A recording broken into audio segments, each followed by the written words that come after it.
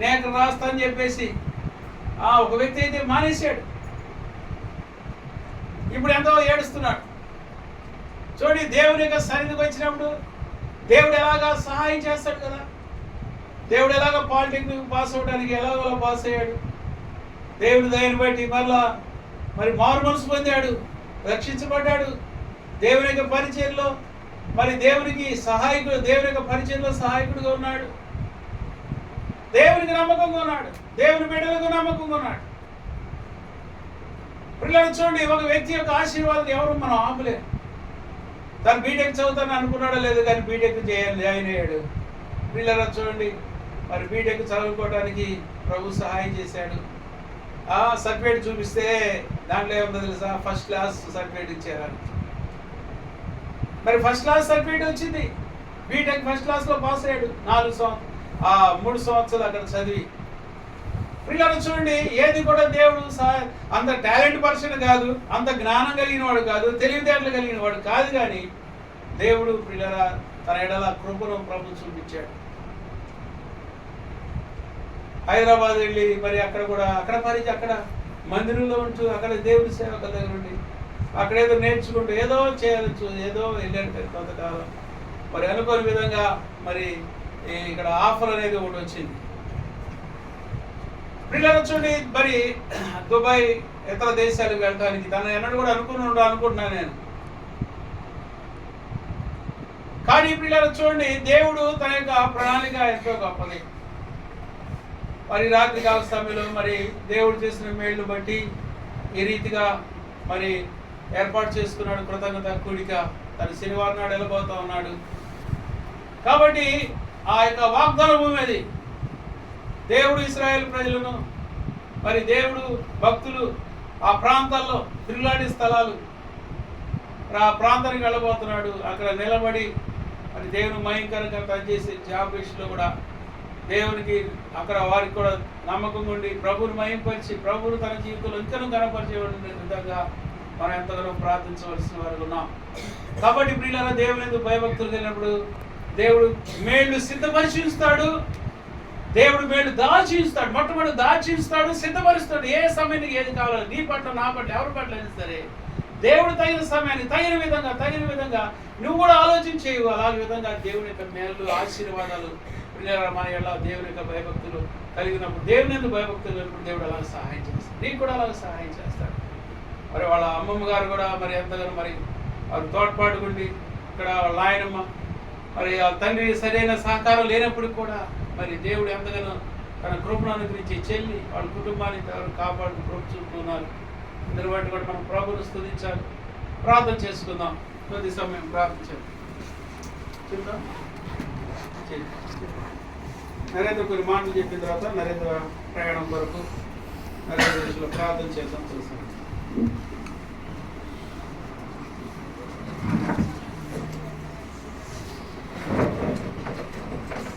మీరందరూ మమ్మల్ని ప్రేమించి మీరు వచ్చినందుకు మీ అందరి వందనాలు.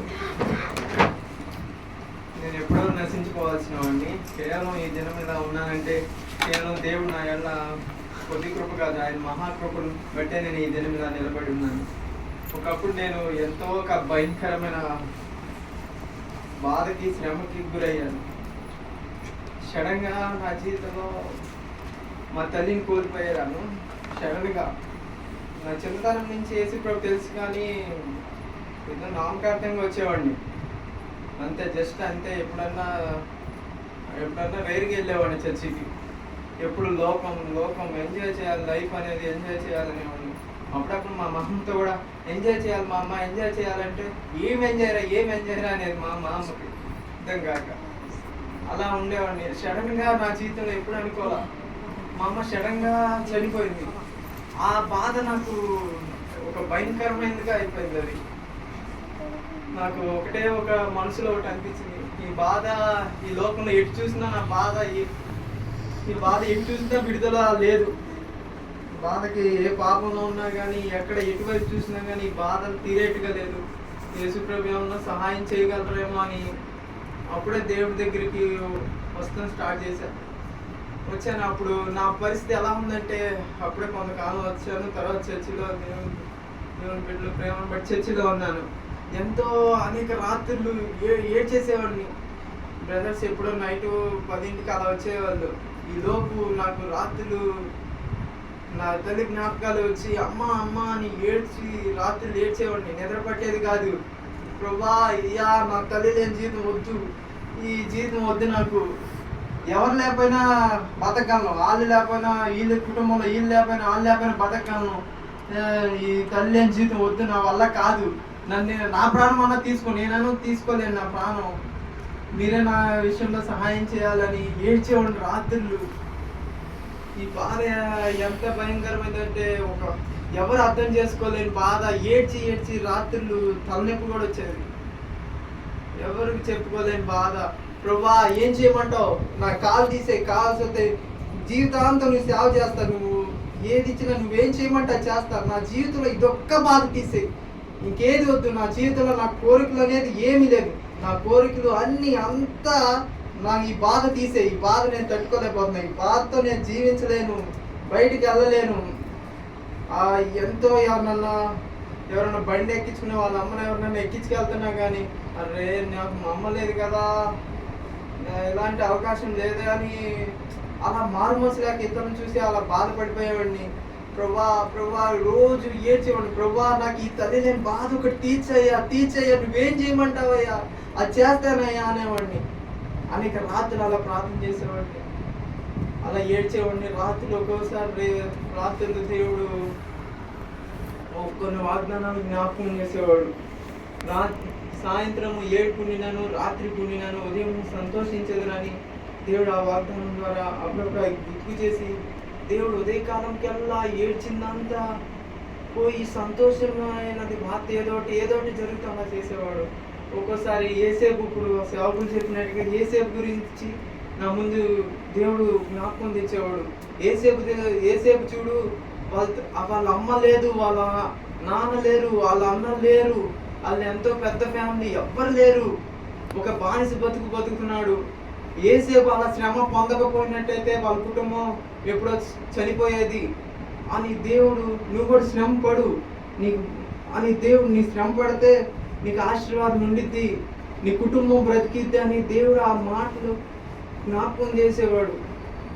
అదే ఏసేపు చూడు, నా శ్రమ వచ్చినప్పుడల్లా నా మనసులో అనిపించేది, ఏసేపు చూడు, ఏసేపుకు అమ్మ లేదు, నాన్న లేరు, ఎవరు లేరు అని దేవుడు అలా ఏసేపు వాక్యం చేత ఏసేపు జీవితం ద్వారా నన్ను ఎంతగానో బలపరిచాడు.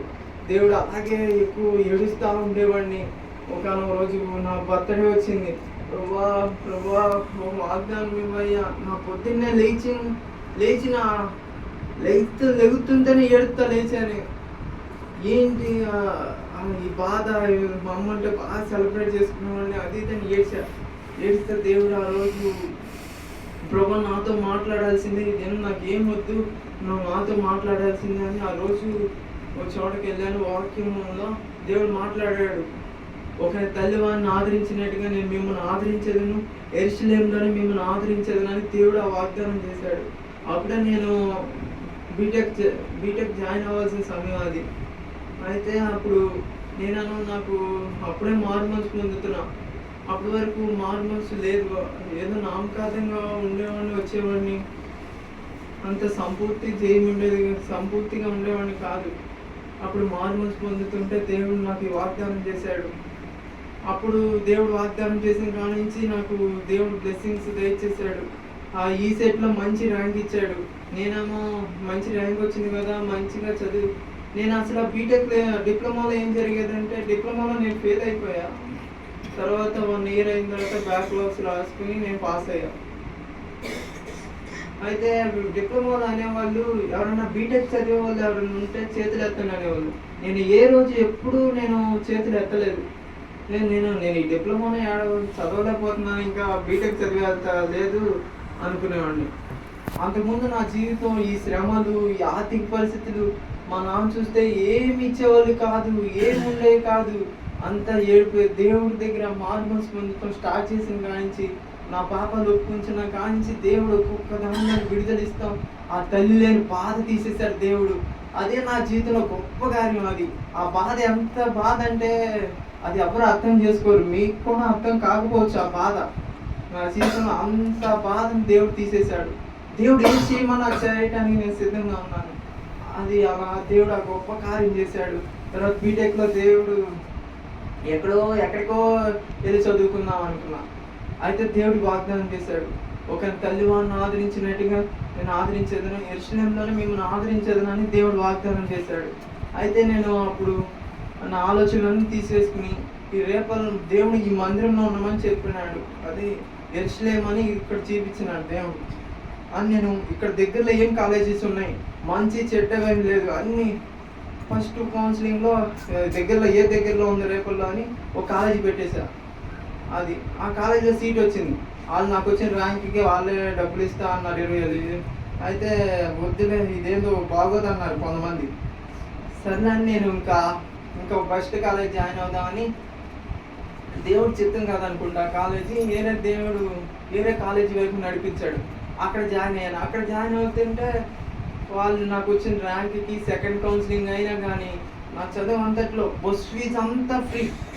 చేపురం నుంచి ఇక్కడికి ఇప్పుడు దాదాపు అయితే 24,000 ఉంది. నేను చదివేటప్పుడు అయితే స్టార్టింగ్ 18,000, తర్వాత పెరుగుతా వచ్చింది 24,000 వరకు వచ్చింది. దేవుడు ఆ 3 సంవత్సరాలు నా బస్సు ఫ్రీ వచ్చింది.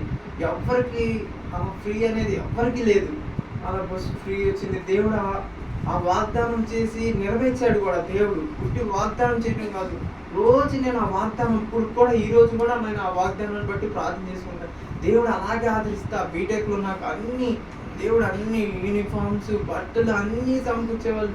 మంచిగా కాలేజీ కూడా ఎత్తుకెళ్ళడానికి అంతగా మంచిగా సాగిపోయింది నాది. అమ్మో మా అమ్మన్నా కానీ నా లైఫ్ ఇలా ఉండదేమో అనిపించింది. ఉండదు కూడా. అంతగా దేవుడు ఆదరించాడు. నా జీవితం ఎంత సంతోషంగా ఉందో ఆ వాగ్దానం చేసిన కాడి నుంచి. తర్వాత ఇక్కడ ఉంటున్నప్పుడు దేవుని బిడ్డల ద్వారా దేవుని బిడ్డల ద్వారా ప్రేమను నాకు అందించాడు. దేవుని బిడ్డల ద్వారా నాకు ఆ ప్రేమ ఎంతో నన్ను ఆదరించింది. దేవుని ప్రేమ అలా నాకు నా జీవితం ఎంతో సంతోషంగా ఏర్పడింది. అయితే బీటెక్లో కూడా దేవుడు మంచిగా జయమించాడు, అన్ని సమస్తములు సమకూర్చాడు. తర్వాత ఇక్కడ అనేక సంవత్సరాలు ఉండటానికి సహాయం చేశాడు దేవుడు. అనేక వాగ్దానాలు చేశాడు, నెరవేర్చాడు. తర్వాత హైదరాబాద్ వెళ్ళటానికి దేవుడు సహాయం చేశాడు. అక్కడ చాలా దేవుడు ఆదరించాడు కూడా. అనేక ఇంటికాడ నుంచి అనేక ఫోర్స్ వచ్చేది. ఏంటి వెళ్ళే సంవత్సరం అయిపోయింది, ఎన్ని నెలలు అయిపోయింది, ఉద్యోగం లేదేంటి అని ఇంటికాడ వాళ్ళు ఎంతో శోధించేవాళ్ళు. నేనేమో నా దేవుడు ఇస్తాడు, మంచి ఉద్యోగం ఇస్తాడు, మంచి ఉద్యోగం ఇస్తాడని చెప్పేవాడిని.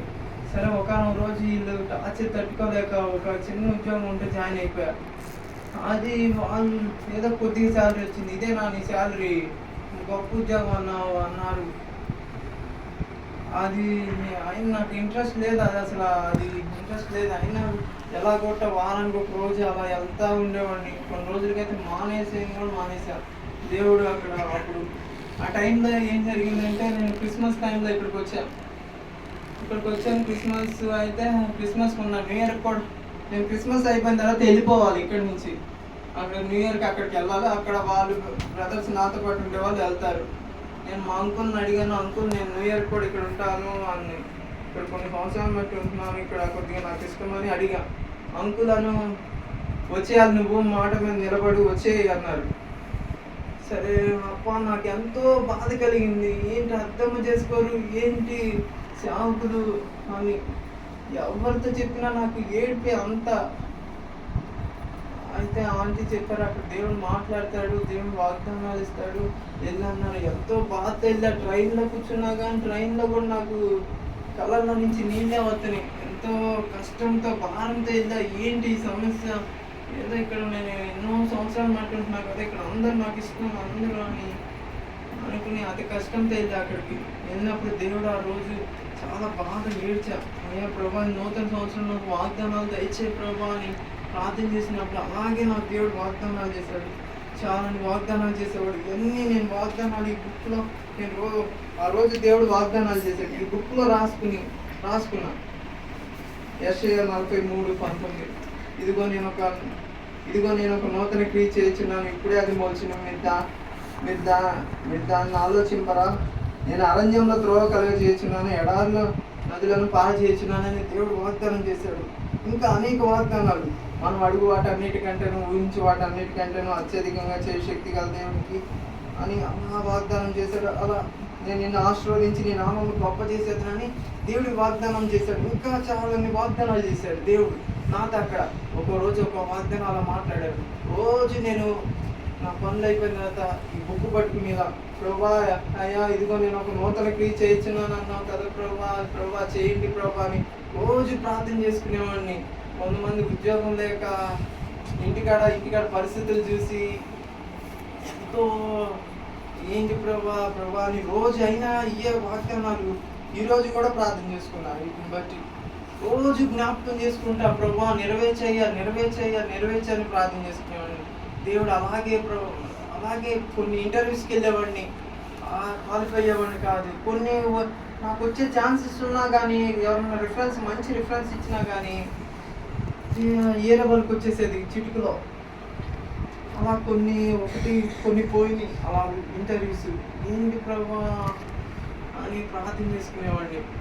ఈ వాగ్దానాలు పట్టుకుని అయినా నిరుత్సాహం పడకుండా దేవుడు నెరవేరుస్తాడు. ఒకనొక రోజు ఇంటికాడ చెప్తా ఉండేవాడిని, నాకు దేవుడు మంచి ఉద్యోగం ఇస్తాడని చెప్పేవాడిని. దేవుడు అలాగే నాకు మంచి ఉద్యోగాన్ని ఇచ్చాడు. దుబాయ్లో మంచి ఉద్యోగాన్ని ఇచ్చాడు. నాకు కూడా దుబాయ్లో ఆ కంపెనీ వాళ్ళు అడిగారు నీకు ఇంట్రెస్టా అని. అడిగినప్పుడు నాకు అవుట్ ఆఫ్ కంట్రీస్ ఏం ఇంట్రెస్ట్ లేదు, నాకు ఇంగ్లీష్ రాదు, నాకేం ఇంట్రెస్ట్ లేదన్నా. అయితే అనుకోని రీతిగా దేవుడు ఆ వాగ్దానాన్ని జ్ఞాపకం చేసి దేవుడు ఆ జాబ్ని దేవుడు నాకు దయచేశాడు. తర్వాత సేవకులు కూడా చెప్పినప్పుడు కొంతకాలం ప్రార్థన చేసి వాళ్ళు కూడా వెళ్ళమన్నారు. వాళ్ళు కూడా దేవుని చిత్తానుసారంగా ఇప్పుడు నేను దుబాయ్ వెళ్తున్నాను. మా కుటుంబంలో కూడా దేవుడు ఎన్నో మీద చేశాడు. ఏంటంటే మా నాన్న అసలు ఇప్పుడు కూడా అసలు మాకేమి డబ్బులు ఏమి ఇవ్వరు. ఎప్పుడన్నా కొనుక్కోవడానికే ఇస్తారు. మామూలుగా ఇంట్లో డబ్బులు ఏమి ఇవ్వరు.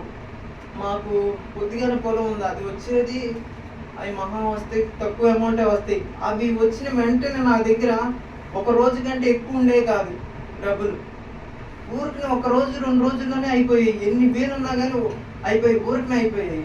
కానీ దేవుడు మా అమ్మ చనిపోయి దాదాపు 8 సంవత్సరాలు అయిపోయింది. దాదాపు చాలా సంవత్సరాలు అయిపోయింది. దేవుడు మా అవసరాలు అన్నీ దేవుడే తీర్చాడు. ఎవరికైనా మీ పోషణ ఏంటి అని ఏమన్నా అంజలి అడిగినప్పుడు వాళ్ళు అర్థం చేసుకోలేరు కదా, దేవుడే మమ్మల్ని పోషిస్తున్నారా అని చెప్పేవాడిని. కొంతమంది క్రైస్తవులకి అయితే హిందువులు చెప్పినప్పుడు వాళ్ళకి అర్థమయ్యేది కాదు. కొంతమంది హిందువులు వాళ్ళకి అర్థం కాదని నేను చెప్పేవాడిని కూడా కాదు. దేవుడు అన్నీ మాకు అద్భుత రీతిగా అన్నీ సమకూర్చేవాడు. ఇన్ని సంవత్సరాలు మా నాన్న అసలు ఏమి ఇచ్చేవాడు కాదు. దేవుడే మమ్మల్ని పోషించాడు అంత సమృద్ధిగా. ఇదే నా దేవుడు ఇచ్చిన సాక్ష్యం. మీరు అందరూ నా కొరకు నా కుటుంబం కొరకు ప్రార్థన చేయండి. వచ్చిన మీరందరికీ వందనాలు. ప్రార్థన చేయండి. మా పరిశుద్ధ ప్రేమ గల తండ్రి, దయగల మా దేవ, నీకు వందనాలు స్తుతులు చెల్లిస్తున్నాను.